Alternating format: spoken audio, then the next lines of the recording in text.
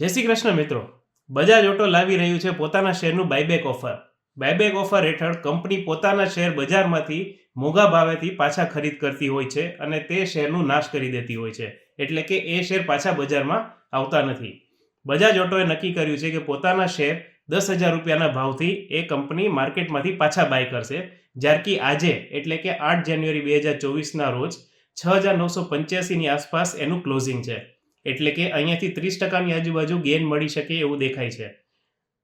બજાજ ઓટોના બાયબેકનું આખું સાઇઝ 4,000 કરોડનું છે, જેમાંથી 15% રિટેલ કોટાને ફાળવવામાં આવ્યું છે, એટલે કે 6 લાખ શેરની આજુબાજુ. હવે નોર્મલી જ્યારે બી બાયબેકની ઓફર આવતી હોય ત્યારે રિટેલ ઇન્વેસ્ટરના મનમાં એક જ પ્રશ્ન આવે કે શું અમે એક શેર લેશું તો એ વયું જશે? તો નોર્મલ કેસીસમાં યસ, જ્યારે તમારી પાસે એક શેર હોય છે અને સેબીના નિયમ હેઠળ સૌથી મેક્સિમમ લોકોને અલોટમેન્ટ થવું જોઈએ, એ પ્રક્રિયાની હેઠળ જો તમારી પાસે એક શેર બી એ કંપનીનું હોય તો બાયબેકમાં 100% જઈ શકે એવી શક્યતા હોય છે. પણ આ બજાજ ઓટોનો બાયબેકની સાઇઝ નાની હોવાથી શક્ય છે કે તમારો શેર બાયબેકમાં ના જાય, પણ તે છતાં બી આપણે પ્રયાસ કરવું જોઈએ અને એક શેર બાયબેક માટે પરચેસ કરી રાખવું જોઈએ. આ બાયબેક ક્યારે થશે તેની હજી ડેટ ડિક્લેર નથી થઈ. બાયબેકમાં શેર લેવાની છેલ્લી તારીખ માટેનું રેકોર્ડ ડેટ બી હજી ડિક્લેર નથી થઈ.